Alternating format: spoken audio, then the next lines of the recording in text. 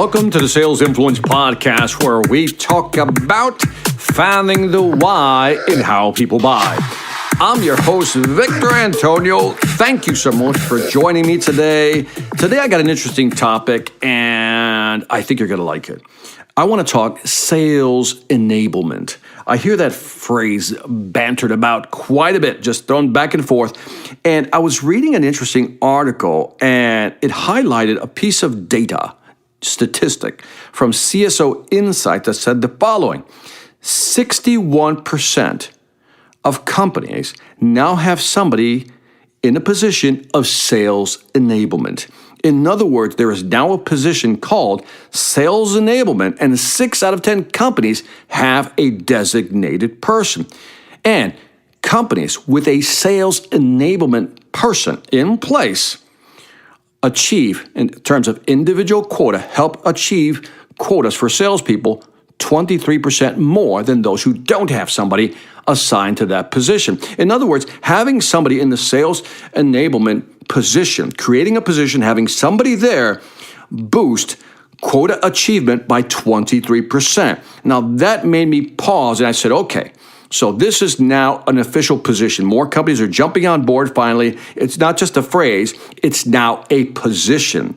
And I started thinking about, what is sales enablement? What is that position? And that's what I want to talk to you about. Just kind of highlight that. Let's just have a discussion here about what that is, so when you hear it, you'll know what the deal is. Look, sales enablement is about 3 things: training, tools, and talent. That's my summary of it. Training, tools, and talent. Let's talk about training, especially technical training.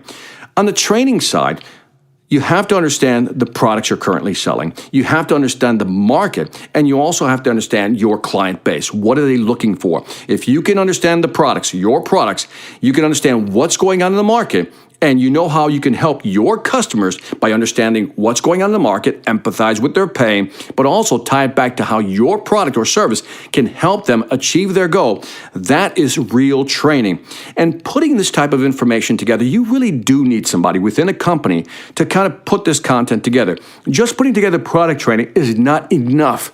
You have to also educate your salespeople on what's happening in the market, provide analytics, even insights, information that they can use when they talk to their customers. And again, understanding the customer base is critical.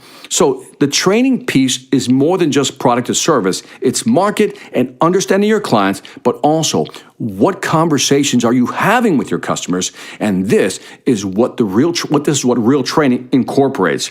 Number 2, the tools. Now, this is an obvious one. How can we use technology? How can we leverage technology to actually help us do our job more effectively? There was a number by Salesforce.com, and also I think InsideSales.com came up with a similar number that said on average around 37% of your time as a salesperson is spent on actual sales activities. In other words, the other 2/3 of that is not. It's probably administration or other things. But if we can incorporate tools to actually make us more productive, help us communicate better, and even help us with our training, that's what we need. I can see how, again, a sales enablement person can go out into the market and find the right tools for salespeople. So kind of visualize this.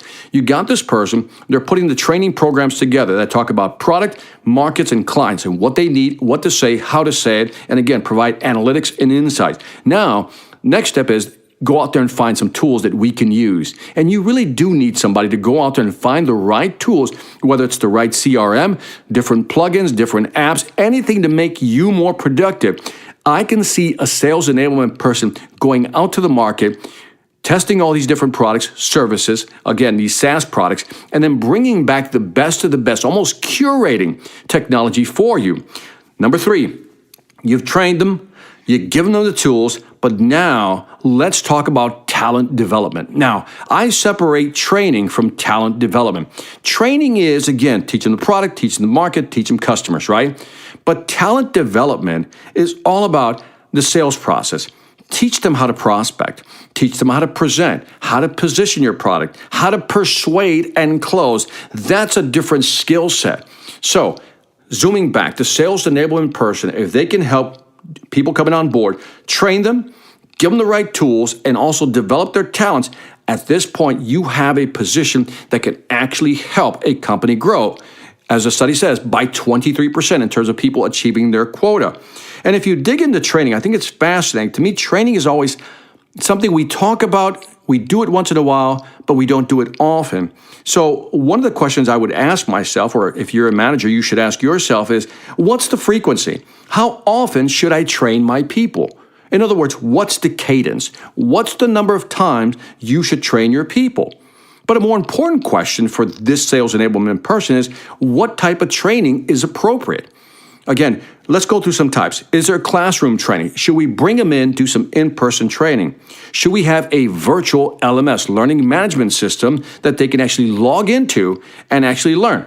For example, my Sales Velocity Academy or something like that, maybe an internal LMS, right? Or maybe the training should be through video conferencing, or maybe even information given out through newsletters, where in the newsletters you talk about new product announcements, you talk about case studies or research.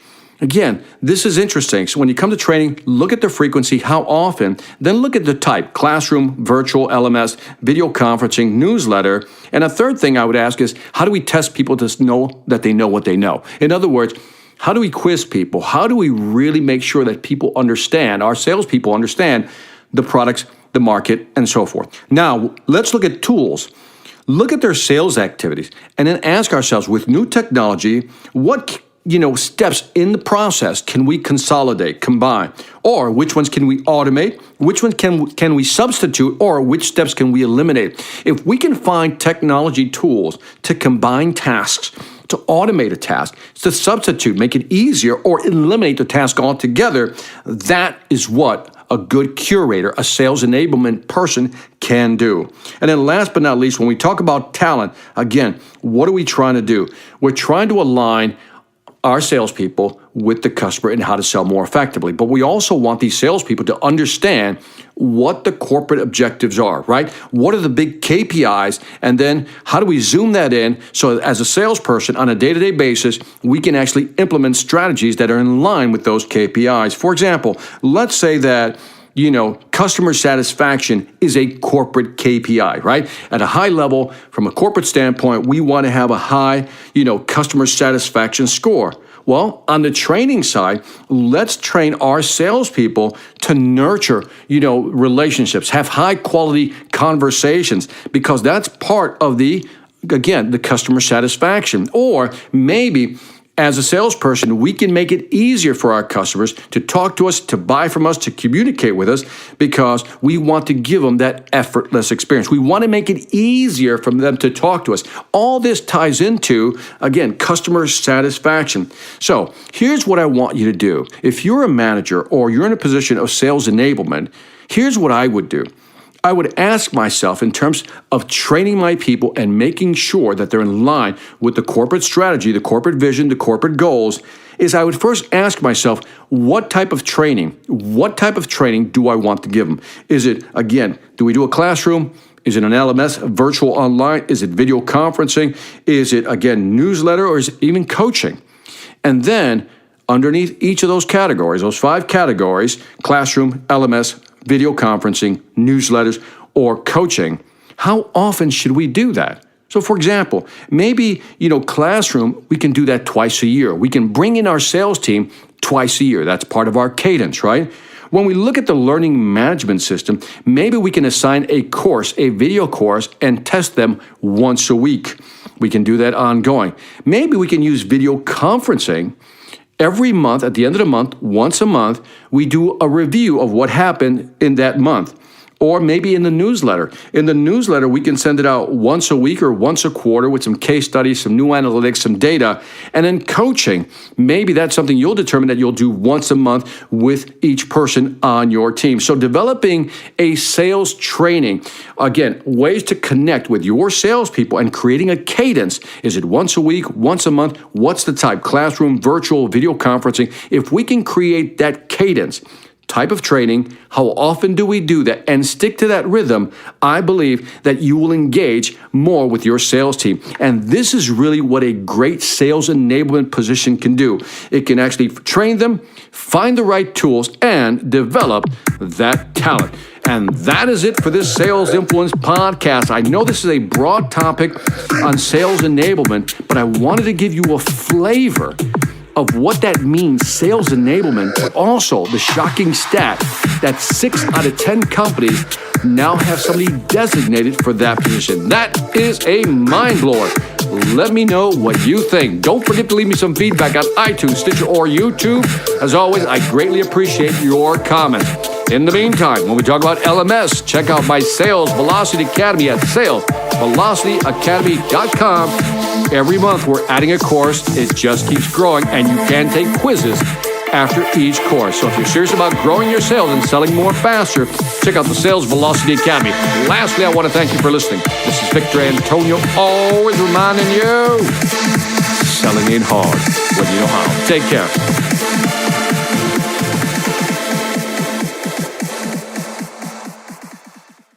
Hi, I'm Victor Antonio. I'm an author, sales trainer, and keynote speaker. I'm often asked, what makes a great speaker?